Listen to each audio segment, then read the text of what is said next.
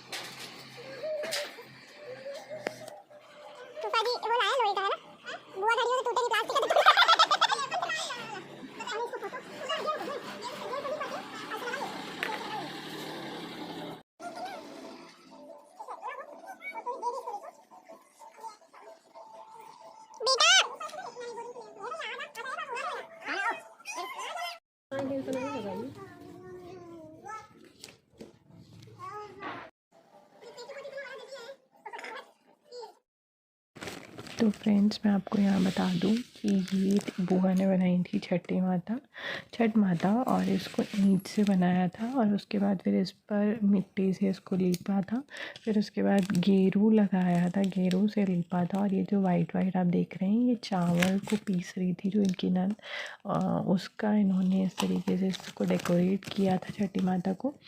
और मुझे भी इतना कुछ आइडिया नहीं है, सबके यहाँ अलग अलग होता है। ये जो फेस्टिवल है ये भी सबके यहाँ अलग अलग तरीके से मनाया जाता है। तो मेरे लिए तो सब कुछ ही नया था। मैं किसी के बारे में ये नहीं कह सकती कि इनके यहाँ ऐसा होता है या उनके यहाँ ऐसा होता है, मुझे नहीं पता। बट मैं आपको बताती जा रही हूँ कि ये इस तरीके से होता है। और ये दौरा बांधा था, शायद दौरा बोलते हैं या खोइचा बोलते हैं, मुझे नहीं पता। ये इस तरीके से साड़ी नहीं उड़ाते हैं, एक आंचल माँ के ऊपर डालते हैं, तो वो डाला था। और ये 5 बार ऐसे सिंदूर से इन्होंने टीका था, टीकना बोलते हैं हम लोगों के यहाँ पर। तो टीका था इन्होंने 5 बार सिंदूर से। उसके बाद क्या किया था, वही सब भी आप आगे देखेंगे। पानी में जैसा कि खड़े होते हैं, डूबते हुए सूरज को अर्घ देते हैं, फिर उगते हुए सूरज को अर्घ देते हैं सुबह। इसका मतलब ये होता है, मुझे सिर्फ इतना समझ आया है, डूबते हुए सूरज को अर्घ देने का मतलब ये होता है कि तो गाइस, डूबते हुए सूरज को अर्घ देने का मतलब ये होता है कि भगवान हमारे साथ, हमारे डूबते हुए मतलब दिन ढलना, और हमारे सब दुखों को अपने साथ ले जाना, और हमारी लाइफ में नेक्स्ट मॉर्निंग जब उगते हुए सूरज को अर्घ देते हैं, मतलब हमारी लाइफ में फिर से खुशियाँ लेकर आना, मतलब हमें हमारे दुखों को ले जाना, और नेक्स्ट मॉर्निंग हमारे लिए सुख के साथ वापस आना। यही मुझे इतना समझ आया है कि इसीलिए डूबते हुए सूरज को अर्घ देते हैं और उगते हुए सूरज को अर्घ देते हैं। शायद, मुझे नहीं पता, लेकिन हाँ, मैं जहाँ तक हूँ मैं सही बोल रही हूँ ये चीज़। अगर कोई हो उस साइड से तो मुझे बताइएगा कि मेरा ये जो सोचने का वे है वो सही है या नहीं है।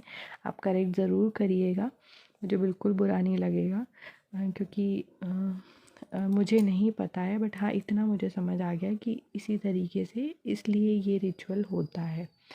और आप आगे देखेंगे कि वो खड़े हुए थे।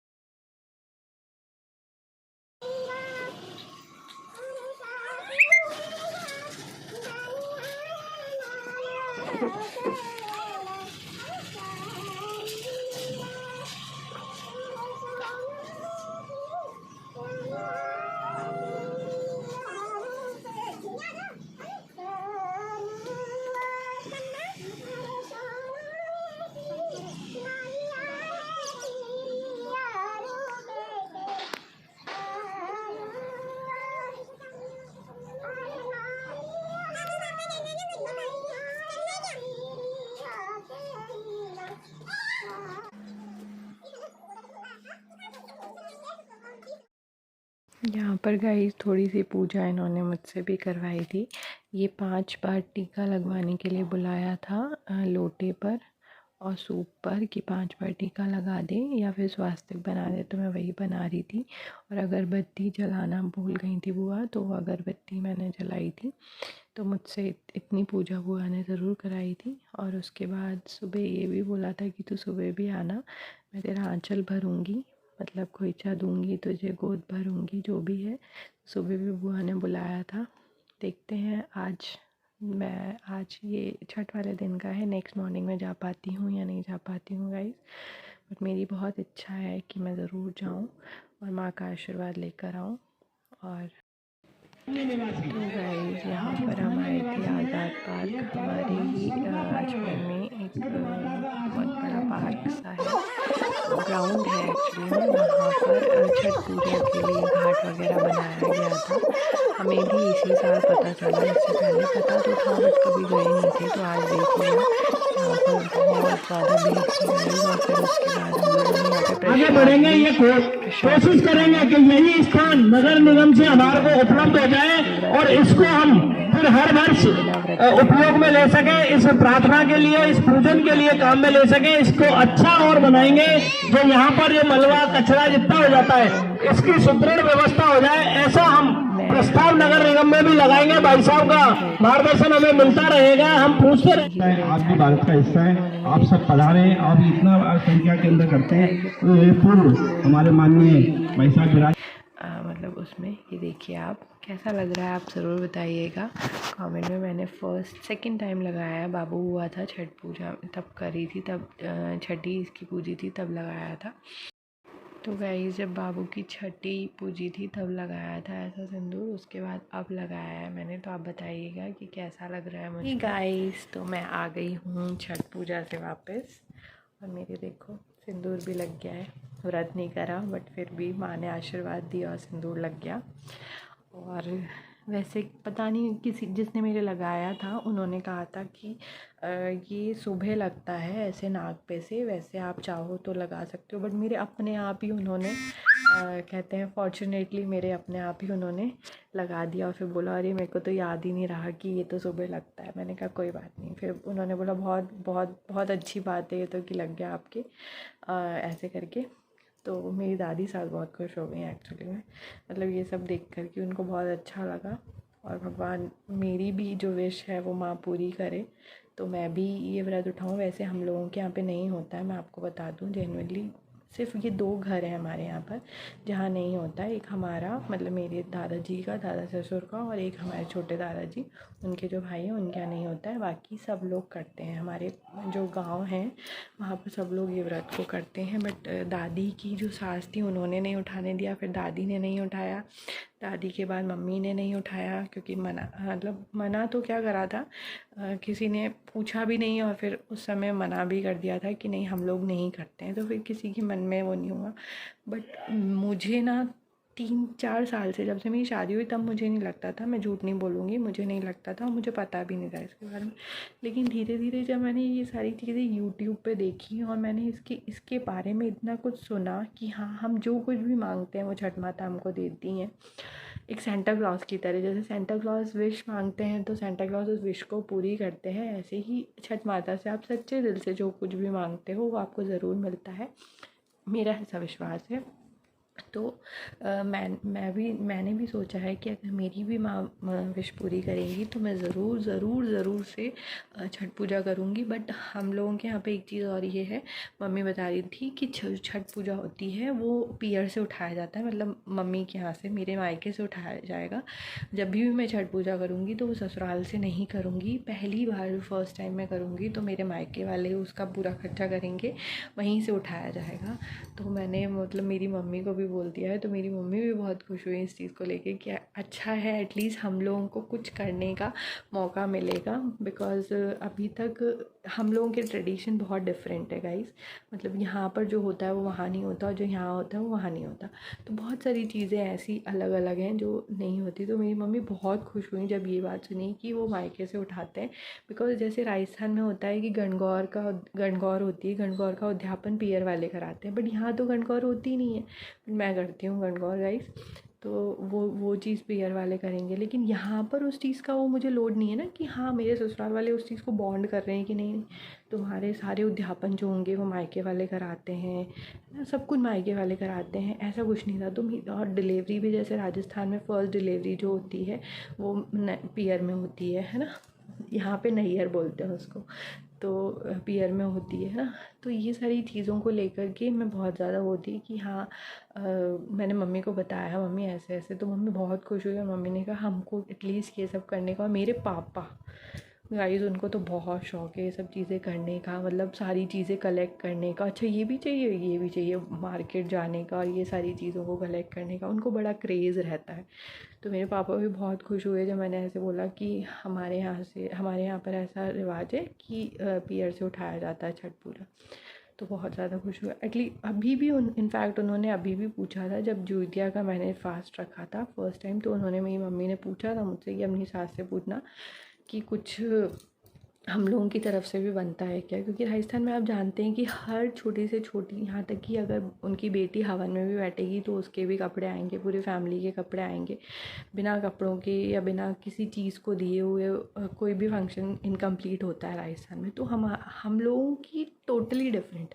यहाँ पर ऐसा कुछ नहीं, यहाँ पर किसी भी चीज़ के लिए बॉन्ड नहीं किया जाता था, नहीं तुम्हारे पियर वाले करवाएंगे, तुम्हारे पियर। तो उनको ये चीज़ मतलब बहुत खुश हुए वो लोग जब इनको ये चीज़ पता चला। और भगवान करे कि मेरी जो मैंने मांगा है वो माँ पूरा करे, और नेक्स्ट ईयर मैं भी, नेक्स्ट ईयर या उससे नहीं, नेक्स्ट ईयर मेरी कोशिश है कि माँ ज़रूर मेरी पूरा करेंगी, और नेक्स्ट ईयर मैं भी छठ पूजा करूँ और सबको बुलाऊँ, मेरे जितने भी इन लॉज फैमिली है, मेरे मायके की फैमिली है, उन सबको बुलाऊँ। स्पेशली मतलब मेरी जो सबसे ज़्यादा खुश होंगी ना अगर मैंने छठ पूजा करी, तो वो मेरी सास होंगी और दादी सास। ये दोनों तो बहुत खुश होंगे, मेरे को इतना बिलीव है कि ये दोनों बहुत खुश होंगे, चाहे और कोई खुश हो चाहे नहीं हो, ये इन दोनों को तो बहुत खुशी होगी। और मेरे मतलब दादी के जीते जी मैं इतना बड़ा काम करने जाऊँगी तो उनको तो बहुत खुश होगी मेरी दादी सास को। वो अभी इतना खुश थी जब मैं गई थी, हम लोग गए थे, मेरी बुआ सास हैं उनके यहाँ गए थे हम लोग पूजा। वो इतना खुश हुई जब मैं सिंदूर लगा कर आई, उनको इतनी खुशी हुई। मेरे बेटे ने एक गाना भी गाया है, वो वाला जो गाना है भोजपुरी में, पहिले पहिले हम कहली छठी मैया व्रत त्योहार, तो ऐसे करके उसने गाया, मैंने उसको सिखाया, उसने गा लिया।